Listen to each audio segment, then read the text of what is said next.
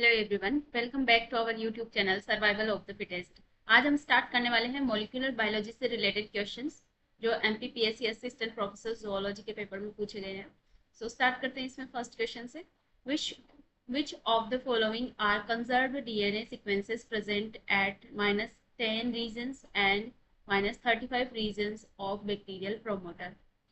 इसके बारे में मैंने जो लेक ओपेरॉन वाला एक वीडियो है उसके अंदर डिटेल में डिस्कस किया था कि how these consensus sequences are very important for binding of RNA polymerase, and these are the -10 and -35 are consensus sequence present in the bacterial promoter, and here specific sequence conserved sequence is present which is TATAAT and TTGACA. So in this sequence there is sigma factor is bind sigma factor of RNA polymerase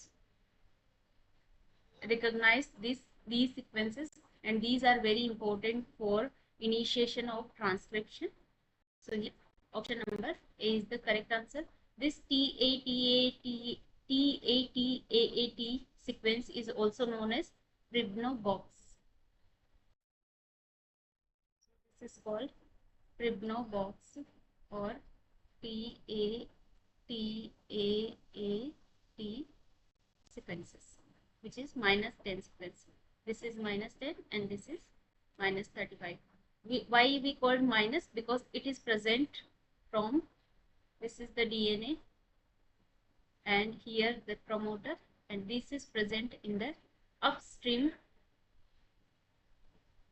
of the DNA. That's why it is presented as minus. So here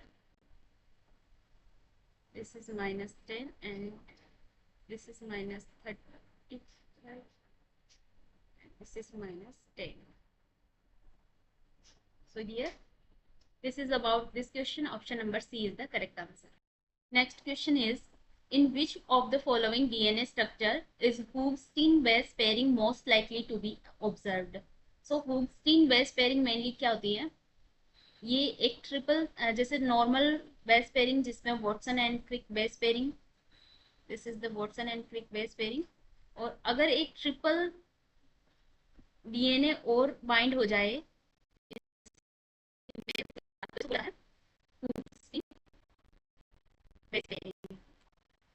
इसमें एक third strand of the DNA is also bind to the major groove of that DNA.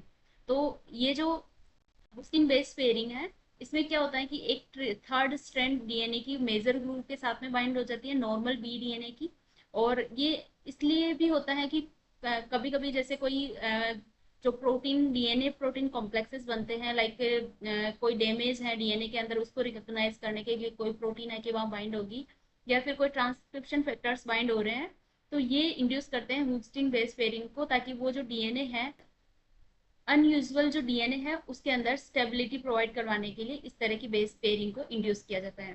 तो अगर options को देखें तो standard B DNA duplex under physiological condition में standard B DNA Watson and Crick जो model है डबल हेलिकल मॉडल वो show करता है, इसलिए हूस्टिन बेस पेयरिंग नहीं होगा इसमें। Triple DNA and DNA bound to certain specific protein, yes this is correct, because यहाँ मेजर ग्रुप है जब स्पेसिफिक कोई प्रोटीन आके बाइंड हो रही है, DNA recognising DNA protein binding जो डैमेज को रिकॉग्नाइज करने के लिए, या फिर यहाँ पे कोई आरएनए पॉलीमरेज बाइंड हो रहा है डीएनए को सिर्फ आरएनए बनाने के लिए, तो उस टाइम यहाँ पे हूस्टिन बेस पेयरिंग इंड्यूस होती है। डीनेचर्ड सिंगल स्ट्रैंडेड डीएनए में कोई भी बेस पेयरिंग नहीं हो पाती है क्योंकि ये सिंगल स्ट्रैंडेड है। And RNA hairpin loop during transcription, RNA hairpin loop जो ट्रांसक्रिप्शन के टाइम बनता है क्रिक बेस पेयरिंग होती है, उसी टाइप की बेस पेयरिंग होगी, तो ये भी नहीं हो सकता। तो ऑप्शन नंबर बी यहाँ पे करेक्ट आंसर है। Hoogsteen base pairing is for the stabilizing unusual DNA conformations. So here next question is, which of the following statements correctly describe a distinctive features of Z-DNA compared to B-DNA? So here different type of DNAs are present like A-DNA, B-DNA and Z-DNA. A and B DNA bDNA, we all know that it is the normal form of the DNA which is present in physiological condition and normally present in the biological condition, biological form. But zDNA क्या है? zDNA is unusual DNA which is present in a specific condition and aDNA is also in a specific condition. तो यहाँ पे aDNA, bDNA and zDNA, A और bDNA दोनों ही right handed होते हैं, but zDNA is left handed. इसमें कुछ इस तरह ये लेफ्ट हैंडेड होता है एंड इसके अलावा डिफरेंसेस रहते हैं. लाइक इसमें अगर ऑप्शंस देखें तो zDNA has base pairs that projected into major groove like aDNA. No, aDNA and zDNA are different, so aDNA like नहीं हो सकता. zDNA has a right-handed helical structure like bDNA. No, it is the left-handed. And zDNA contain a deep minor groove and base pairs that flip 180 degree compared to bDNA. This is the correct answer because zDNA में क्या होता है कि minor groove जो होती है that is very deep and deep minor groove, but major groove यहाँ पे almost flat होती है. So flat major groove. जबकि bDNA में इसका जस्ट उल्टा हो जाएगा. zDNA is favored by altering 80 sequences in DNA strand. ये 80 सीक्वेंसेस को फेवर नहीं करती है, ये GC सीक्वेंसेस को फेवर करती है, जिसकी वजह से यहाँ पे जहाँ पे G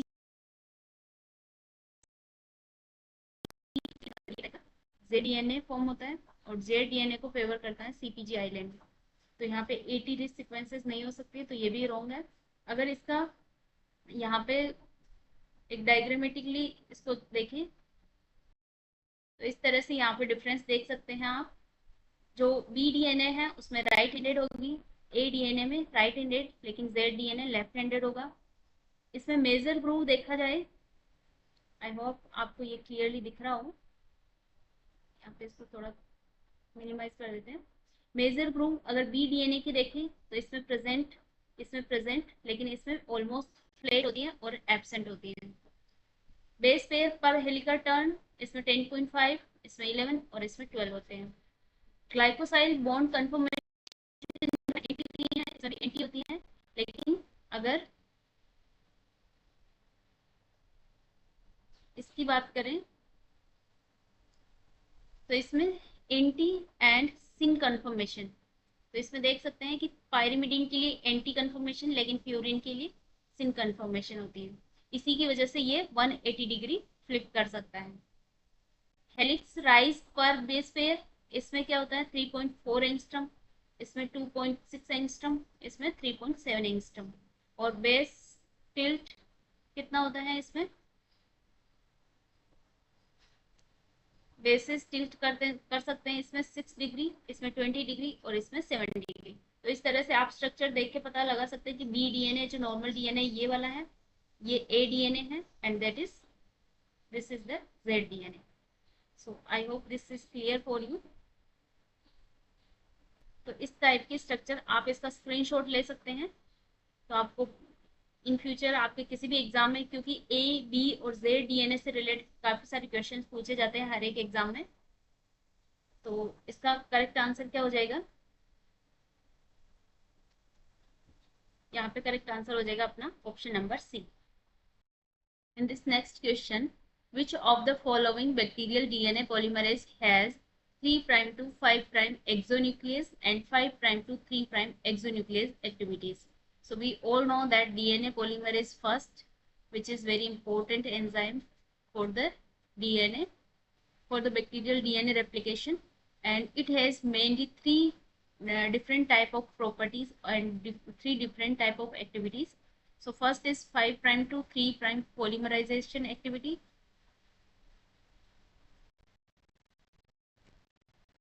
And 5' to 3' isonuclease activity and 3' to 5' exonuclease activity.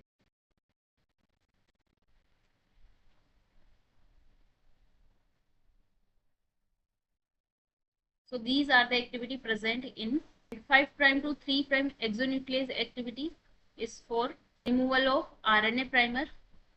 So RNA primer removal activity. 5 prime to 3 prime polymerization means DNA synthesis protein, DNA synthesis activity. And 3 prime to 5 prime exonuclease activity means proofreading activity. So this activity is for the proofreading during DNA replication. So here answer is option number first. If we talk about DNA polymerase second, it has only 3 prime to 5 prime exonuclease activity, that is proofreading activity. That's why it is used for the DNA repair process.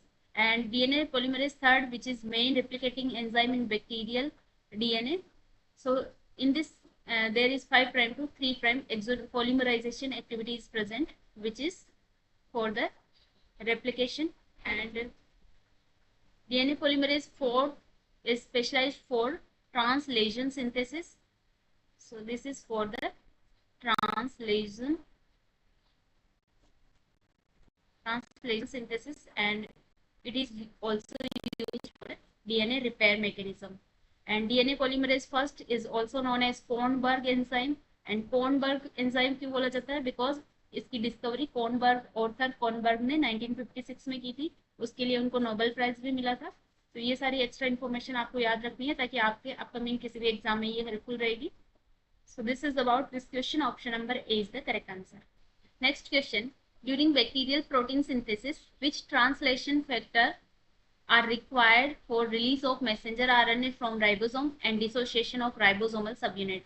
So messenger RNA, we all know that for the termination of translation, we required some factors which release the messenger RNA from the ribosome, because ये messenger RNA है और यहाँ पे ribosome read कर रहा है और protein का सिंथेसिस हो रहा है. प्रोटीन का सिंथेसिस जनरली इस तरह से होता है, ऊपर की साइड में इस तरह से अमाइनो एसिड्स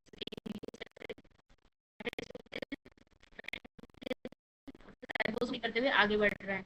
और अगर यहाँ पे कोई स्टॉप कोडॉन आ जाए, स्टॉप गया, तो इसके लिए हमें राइबोसोम को ये जो 70S राइबोसोम है, यहाँ पे 30S 50S राइबोसोम, इन दोनों सब यूनिट को एक दूसरे से डिसोशिएट करना होगा, प्लस मैसेंजर आरएनए को भी यहाँ राइबोसोम से डिसोशिएट करना होगा. तो इसके लिए कुछ स्पेसिफिक फैक्टर्स होते हैं जिनको बोला जाता है राइबोसोम रिलीजिंग फैक्टर्स और इलोंगेशन फैक्टर जी. ये दोनों ही करते हैं, बिकॉज इलोंगेशन फैक्टर जी क्या करता है? ट्रांसलोकेशन करवाता है ट्रांसफर आरएनए का. तो ये क्या करेगा? जब टर्मिनेशन आ जाएगा, स्टॉप कोडॉन आ जाएगा, तब राइबोसोम रिलीजिंग फैक्टर यहाँ पे आके बाइंड होंगे, क्योंकि ये मिमिक करता है ट्रांसफर आरएनए को. तो अमाइनो ट्रांसफर आरएनए की जगह ये राइबोसोम रिलीजिंग फैक्टर्स यहाँ पे आके बाइंड हो जाएंगे, और जो मेनली ए साइट होती हैं उस पे आके ये बाइंड होते हैं, क्योंकि ट्रांसफर आरएनए भी ए साइट पे आके बाइंड होता है. तो ये मिमिक कर रहा है ट्रांसफर आरएनए को, तो ये भी ए साइट पे आके बाइंड होगा, और उसकी वजह से जैसे ही पॉलीपेप्टाइड चेन रिलीज हो जाएगी उसके बाद ये आके बाइंड होगा और ये डिसअसेंबल करेगा 70S एंड ये जो 30S एंड 50S सब यूनिट है उनको काम करेगा. उसके बाद जो इलोंगेशन फैक्टर है, ये भी राइबोसोम रिलीजिंग फैक्टर के साथ में इलोंगेशन फैक्टर जी है, ये भी राइबोसोम रिलीजिंग फैक्टर के साथ में काम करता है.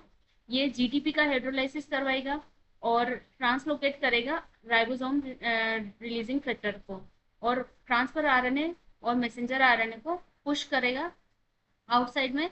इस तरह से ये राइबोसोम और मैसेंजर आरएनए का डिसलोकेशन में ये हेल्प करेगा. This is the correct answer for this question. यहाँ पे अगर elongation factor TU and elongation factor TS की बात करें, elongation factor thermo unstable and elongation factor thermostable. So EFTU क्या करता है? ये ट्रांसफर आरएनए को रिक्रूट करवाता है ए साइट पे, यहाँ पे ए साइट है, वहाँ पे ट्रांसफर आरएनए को रिक्रूट करवाने का काम कर रहा है इलोंगेशन फैक्टर टीयू, मतलब थर्मो अनस्टेबल. और ये अमाइनो एसाइल ट्रांसफर आरएनए, जो अमाइनो एसिड से बाइंड जो ट्रांसफर आरएनए है उसको लेके आएगा और ए साइट पे उसको रिक्रूट करवाएगा और ये इलोंगेशन करवाएगा मेनली. और इसकी फंक्शन के लिए मेनली जीटीपी की रिक्वायरमेंट होती है, तो उस जीटीपी की रिक्वायरमेंट को फुलफिल करता है इलोंगेशन फैक्टर थर्मोस्टेबल. तो ये एक ग्वानिन न्यूक्लियोटाइड एक्सचेंज फैक्टर की तरह काम करता है, GEF की तरह, और ये क्या करता है, GDP को GTP में कन्वर्ट करवाता है। तो इस तरह से जो GTP रीजनरेट होगी वो यूज आएगी इलोंगेशन फैक्टर TU के लिए। तो इस तरह से ये दोनों एक दूसरे से कोऑपरेटिवली वर्क करते हैं। तो ये नहीं हो सकता क्योंकि ये इलोंगेशन में हेल्प कर रहे हैं, नाम से पता चल रहा है इलोंगेशन फैक्टर मीन्स ये इलोंगेशन करवा रहे हैं। Release factor 1 and release factor 2 ये दोनों ही क्या करते हैं, ये जैसे ही कोई स्टॉप कोडन आएगा, स्टॉप कोडन को रिकॉग्नाइजेशन का काम करते हैं release factor 1 and 2। Release factor 1 recognise करता है UAA UAG इसको, और रिलीज फैक्टर 2 रिकॉग्नाइज करता है UAA UGA को। तो ये दोनों ही इस तरह से स्टॉप कोडन को रिकॉग्नाइज करने का काम करते हैं, और जैसे ही स्टॉप कोडन आएंगे तो ये ए साइट पे बाइंड हो जाएंगे और न्यूली सिंथेसाइज्ड पॉलीपेप्टाइड जो चेन है ट्रिगर करेंगे, जो न्यूली सिंथेसाइज्ड पॉलीपेप्टाइड चेन है उसको रिलीज करवाने के लिए।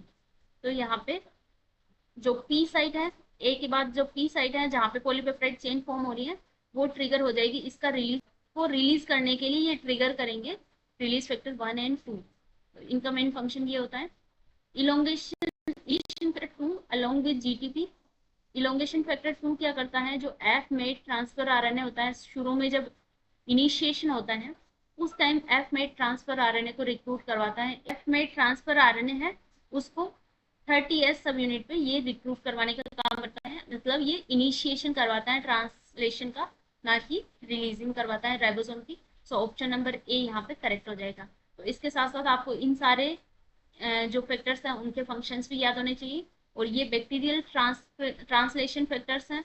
इसके अलावा जो यूकैरियोटिक ट्रांसलेशन में कुछ अलग फैक्टर्स यूज आते हैं उनको भी आप अच्छे से याद कर लें क्योंकि ये काफी इंपॉर्टेंट है, हर एग्जाम में पूछे जाते हैं। Next question is catabolite repression prevents wasteful transcription of energy producing enzyme in bacteria. Presence of adequate amount of which metabolite induces catabolite repression? तो कैटाबोलाइट रिप्रेशन और लेक ओपेरॉन के बारे में मैंने डिटेल में आपको बता रखा है, डिटेल में एक वीडियो अलग से बना रखा है। अगर आपने वो वीडियो नहीं देखा हो तो वो वीडियो जरूर देखें, उसमें आपको लेक ओपेरॉन से रिलेटेड काफी सारी इन्फॉर्मेशन मिलेगी। उसमें किस तरह से कॉम्बिनेशन बना के क्वेश्चंस पूछे जाते हैं, ग्लूकोज प्रेजेंट है, ग्लूकोज एब्सेंट है, या फिर वहाँ पे लैक्टोज प्रेजेंट है, लैक्टोज एब्सेंट है, उस कंडीशन में अलग अलग से क्वेश्चंस किस तरह से बन सकते हैं, तो वो वीडियो भी आप जरूर देखना। कैटाबोलाइट रिप्रेशन क्या होता है कि ग्लूकोज में जब ग्लूकोज प्रेजेंट है मीडिया के, तो ये रिप्रेस्ड करता है अदर जो भी एनर्जी कंपाउंड है उनके मेटाबॉलिज्म को रिप्रेस करता है, उसको बोला जाता है कैटाबोलाइट रिप्रेशन। लाइक ग्लूकोज यहाँ पे क्या करता है, एडिनाइलेट साइक्लेज को, और ये किस तरह से करता है, एडिनाइलेट साइक्लेज को हिट करेगा, और एडिनाइलेट साइक्लेज क्या करता है हमें पता है, ये ATP से CAMP बनाता है, साइक्लिक AMP बनाएगा, और साइक्लिक AMP की रिक्वायरमेंट होती है लैक्टोज जो लैक ओपेरॉन होता है उसके लिए। लैक ओपेरॉन में इंड्यूसर की तरह, एक्टिवेटर की तरह वर्क करता है साइक्लिक AMP। यहाँ पे एक CRP नाम की प्रोटीन होती है, उसके लिए को एक्टिवेटर की तरह साइक्लिक AMP काम करता है। जब ये को एक्टिवेटर बाइंड होगा तभी जाके ये प्रोटीन वर्क करती है एक्टिवेटर की तरह, अदरवाइज ये नहीं कर पाएगी। तो ग्लूकोज की प्रेजेंस में ये सारा रिप्रेशन होता है जिसको बोला जाता है कैटाबोलाइट रिप्रेशन। सो ऑप्शन नंबर यहाँ पे बी करेक्ट हो जाएगा। सुक्रोज और गैलेक्टोज का यहाँ पे कोई रोल नहीं है, लैक्टोज का रिप्रेशन होता है, लैक्टोज जो लैक ओपेरॉन है वो यहाँ पे वर्क नहीं करेगा अगर ग्लूकोज प्रेजेंट है तो, क्योंकि सबसे जो फर्स्ट प्रेफरेंस होती है कार्बोहाइड्रेट की वो होती है glucose for the bacteria, and glucose जैसे ही कंज्यूम हो जाएगा उसके बाद ये अदर जो कार्बोहाइड्रेट्स हैं उनका यूटिलाइज करेंगे। तो इस वजह से ऑप्शन नंबर बी यहाँ पे करेक्ट हो जाएगा। नेक्स्ट क्वेश्चन में पूछा है कि कॉलम फर्स्ट को कॉलम सेकंड के साथ में हमें मैच करना है। Mute S protein, DNA ग्लाइकोसाइलेज, UVRA and DNA फोटोलाइजेज। तो क्या आपको ये सारे नाम सुन के कुछ फेमिलियर सा लग रहा होगा? अगर आपने DNA रिपेयर मैकेनिज्म पढ़ा है तो DNA रिपेयर 2 टाइप से पढ़ते हैं हम, single DNA repair and double standard DNA repair. तो ये काफी ज्यादा इंपॉर्टेंट है, ये हर एग्जाम में पूछा जाता है DNA रिपेयर मैकेनिज्म। अब इसमें देखिए म्यूट एस के बारे में हमें पता है, ये मिसमैच रिपेयर सिस्टम में वर्क करती है। म्यूट एस का मेन फंक्शन होता है कि ये रिकॉग्नाइज करती है और जो मिसमैच्ड बेस पेयर्स हैं उनको रिकॉग्नाइज करती है और वहाँ पे आके बाइंड हो जाती है। उसके अलावा म्यूट एच, म्यूट एल, इस तरह से अलग अलग टाइप की प्रोटीन्स आके बाइंड होती है और वो वहाँ जहाँ पे damaged DNA, damaged base pairs हैं उनको रिमूव करवाने का काम करती हैं।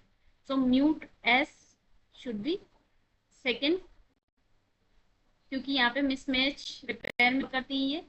डीएनए ग्लाइकोसाइलेज, डीएनए ग्लाइकोसाइलेज का हमें पता है ये बेस एक्सक्रीशन रिपेयर में वर्क करता है। जब बेस एक्सक्रीशन रिपेयर मतलब कि जहाँ पे किसी बेस के अंदर कोई डैमेज आ जाए, किसी बेस पेयरिंग में डैमेज हो जाए, रॉन्ग बेस पेयरिंग हो जाए, तो वहाँ पे उस जो रिमूव जो डैमेज्ड बेसिस हैं, जो रॉन्गली पेयर्ड बेसिस हैं, उनको ये क्या करता है, उस पूरे बेस को रिमूव करवाता है। तो इस तरह से डीएनए ग्लाइकोसाइलेज, इसमें डीएनए यूरेसिल ग्लाइकोसाइलेज, डीएनए एडिनोसाइल ग्लाइकोसाइलेज, इस तरह से जिस बेस को ये रिपेयर वहां से रिमूव कर रहा है, उसी बेस पेयर, उसी बेसिस के नाम पे इसका नाम होता है डीएनए एडिनोसाइल, एडिनोसाइल ग्लाइकोसाइलेज, डीएनए यूरेसाइल ग्लाइकोसाइलेज। अगर ये यूरेसिल को रिमूव कर रहा है तो यूरेसिल ग्लाइकोसाइलेज। इस तरह से इसमें अलग अलग से क्या होते हैं, इसकी नेमिंग होती है। तो ये वर्क करता है मेनली बेस एक्सक्रीशन रिपेयर के अंदर। सो ऑप्शन नंबर बी में क्या हो जाएगा, फोर्थ। एंड UVRA और UVRABC, इस तरह से अलग अलग टाइप की प्रोटीन्स होती हैं जो मेनली वर्क करती हैं न्यूक्लियोटाइड एक्सक्रीशन रिपेयर में। ये क्या करती हैं, ये एक तरह से UVRABC एक एंडोन्यूक्लियस की तरह वर्क करती है। ये पूरा कॉम्प्लेक्स होता है प्रोटीन्स का, जो क्या करती हैं, जो बल्कि डीएनए लेजन्स होते हैं, जो बल्कि डीएनए में कुछ डैमेज्ड होते हैं, उनको रिमूव करवाने का काम करती हैं। तो this is the part of UVRABC complex. So it is involve in the nucleotide excretion rate. तो यहाँ पे फर्स्ट हो जाएगा डीएनए फोटोलाइज, फोटोलाइज हमें नाम से पता चल रहा है फोटो रिएक्टिवेशन के टाइम में काम करेगा। डीएनए फोटोराइलेज क्या करता है, जो डायरेक्टली जो यूवी इंड्यूस्ड कोई भी डैमेज होता है उसको रिवर्स करने का काम करता है डीएनए फोटोलाइज।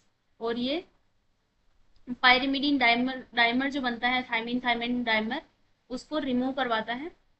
इस तरह से थायमिन थायमिन डाइमर जो बन जाता है, और उसकी वजह से जो डैमेज होता है डीएनए के अंदर, उसको रिवर्स करवाने का काम करवाता है डीएनए फोटोलाइजेज। और ये थायमिन थायमिन डाइमर मेनली किसकी वजह से बनता है, यूवी रेडिएशन की वजह से बनता है।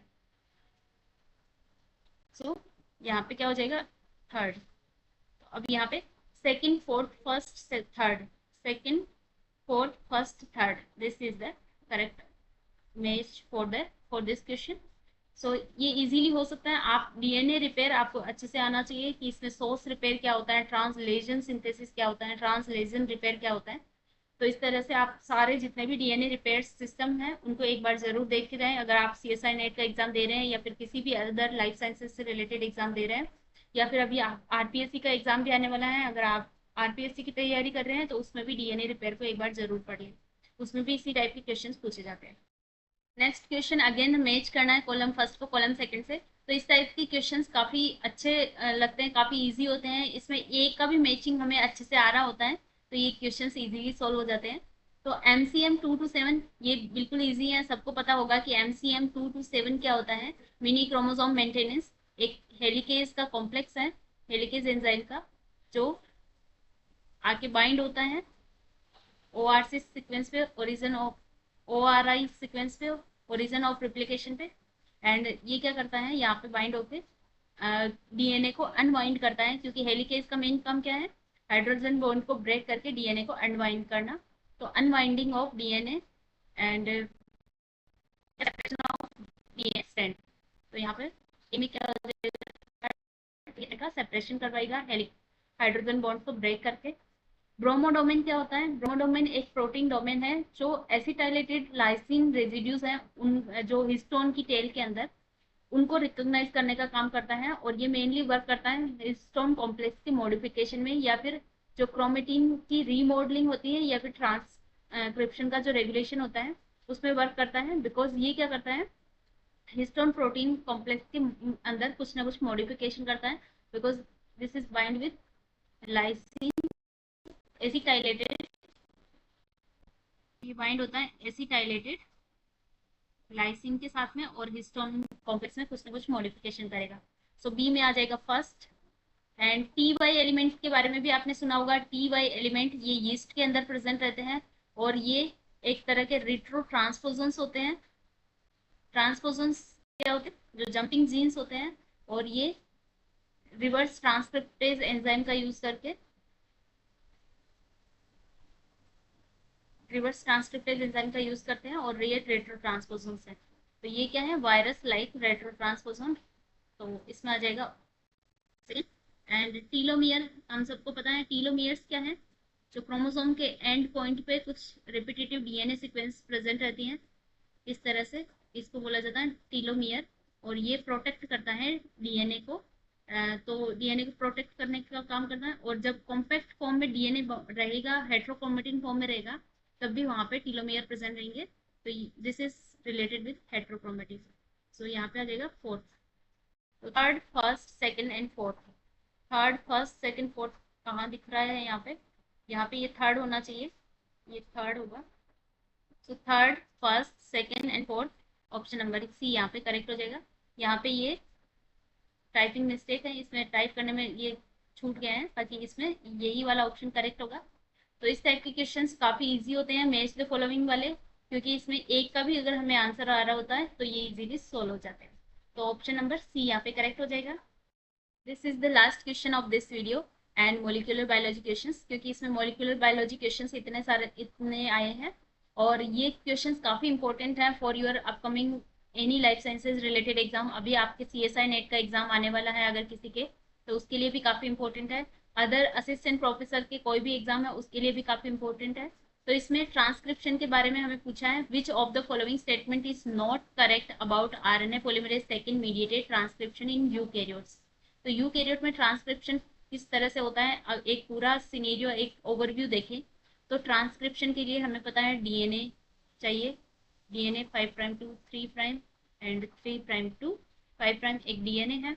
अब आरएनए पॉलीमरेज सेकंड को आके रिक्रूट करवाना है, उसके लिए सबसे पहले आके बाइंड होगा ट्रांसक्रिप्शन फैक्टर सेकंड डी। उसके अंदर कुछ सब यूनिट्स प्रेजेंट होती हैं, like transcription factor TB, transcription factor binding protein bind करवाएगी। और फिर होती हैं TAF, मतलब transcription factor binding protein associated factors. तो ये एसोसिएशन करवाएगी, ये जिस तरह से यहाँ आके बाइंड हो जाएगी, जैसे ही ट्रांसक्रिप्शन फैक्टर यहाँ बाइंड होगा, उसके बाद आता है ट्रांसक्रिप्शन फैक्टर सेकंड बी, और ये इस कॉम्प्लेक्स को स्टेबलाइज करने का काम करेगा। ये जो TBP प्रोटीन है, TAF प्रोटीन है और ट्रांसक्रिप्शन फैक्टर सेकंड डी है, इन सबको कॉम्प्लेक्स को स्टेबलाइज करने का काम करेगा ये वाला transcription factor second B. Then transcription factor second H होता है and transcription factor second F होता है। तो F क्या करेगा? ये बाइंड होता है RNA पॉलीमरेज के साथ में। अगर इसको डिफरेंट कलर से शो करें तो ये है हमारा RNA polymerase second, RNA polymerase second, और इसके साथ में बाइंड होता है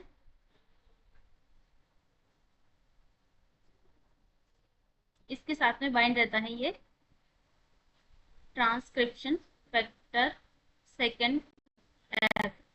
तो ये इसको रिक्रूट करवाता है इस जगह पे, क्योंकि नीचे वाली स्ट्रैंड पे, इसी स्ट्रैंड से यहाँ पे सिंथेसिस होना है RNA का, तो यहाँ इसको रिक्रूट करवाएगा। तो ये जैसे ही RNA पॉलीमरेज सेकंड आके यहाँ बाइंड हुआ, उसके बाद यहाँ इसके ऊपर एक C टर्मिनल डोमेन रहता है, और उसके बाद आता है एक another transcription factor, that is transcription factor second. और इसके अंदर काफी सारी एक्टिविटीज प्रेजेंट रहती हैं, लाइक इसमें हेलिकेज एक्टिविटीज। हेलिकेज का काम क्या है? इसको डीएनए को ओपन अप करवाने का। तो यहाँ से डीएनए को हाइड्रोजन बॉन्डिंग को ब्रेक करके ओपन अप, डीएनए स्ट्रैंड को ओपन अप करवाएगा, यहाँ एक बबल फॉर्म करेगा। First activity. सेकंड एक्टिविटी इसकी है प्रोटीन काइनेज की। तो प्रोटीन काइनेज एक्टिविटी है, तो ये काइनेज मतलब एक फॉस्फेट ग्रुप ऐड कर सकता है, तो ये यहाँ पे फॉस्फेट ग्रुप ऐड करेगा C terminal domain of the trans polymerase second, RNA polymerase second. तो ये एक्टिविटी भी इसमें प्रेजेंट रहती है। इसके अलावा इसमें जब हेलिकेज की एक्टिविटी है, उसी तरह से इसमें ATPase की एक्टिविटी भी है, क्योंकि जब हेलिकेज को वर्क करने के लिए ATP की रिक्वायरमेंट होगी, तो ये एक एज ए एटीपीएस की तरफ भी वर्क करता है, मीन्स यहाँ पे एनर्जी प्रोवाइड करवाता है अनवाइंडिंग के लिए। तो ये तीनों ही इसमें एक्टिविटीज प्रेजेंट रहती हैं ट्रांसक्रिप्शन फैक्टर सेकंड एच के अंदर। उसके बाद सी टर्मिनल डोमेन है, वहाँ पे जैसे ही फॉस्फोराइलेशन होगा वहाँ पे कुछ हेप्टापेप्टाइड सीक्वेंसेस प्रेजेंट रहते हैं, कुछ 7 अमाइनो एसिड सीक्वेंसेस प्रेजेंट रहते हैं जो होती हैं tyrosine, serine, proline, threonine, serine, proline, serine. तो इसकी अगर सीक्वेंसेस देखें तो यहाँ पे होती हैं इस जगह पे, एक अलग कलर से इसको ड्रॉ कर सकते हैं। इस सी टर्मिनल डोमेन पे कुछ हेप्टापेप्टाइड सीक्वेंस प्रेजेंट रहती हैं जिसको बोला जाता है, इधर ड्रॉ लिख देती हूँ मैं, tyrosine, tyrosine, serine, proline, threonine, serine, proline and serine. ये एक हेप्टापेप्टाइड सीक्वेंस प्रेजेंट रहती है सी टर्मिनल डोमेन पे इस तरह, और यहाँ पे फॉस्फोराइलेशन करता है ट्रांसक्रिप्शन फैक्टर सेकंड एच। और इसी के ऊपर जो सेरीन है, सेरीन वाला रेजिड्यू, इसके ऊपर ये क्या करेगा, फॉस्फोराइलेशन करेगा, और फॉस्फोराइलेशन के बाद में ये एक्टिवेट हो जाएगा आरएनए पॉलीमरेज सेकंड, और प्रोमोटर क्लियरेंस बोलते हैं इसको, क्योंकि प्रोमोटर वहां पर क्लियर हो जाएगा आरएनए पॉलीमरेज सेकंड के लिए, जो प्रोमोटर साइट है वो क्लियर हो जाएगी, और यहाँ पे इलोंगेशन बिगिन हो जाएगा, इलोंगेशन स्टार्ट हो जाएगा। तो ये पूरा प्रोसेस है, एक ओवरव्यू मिल गया होगा किस तरह से ट्रांसक्रिप्शन होता है यूकेरियोट्स के अंदर।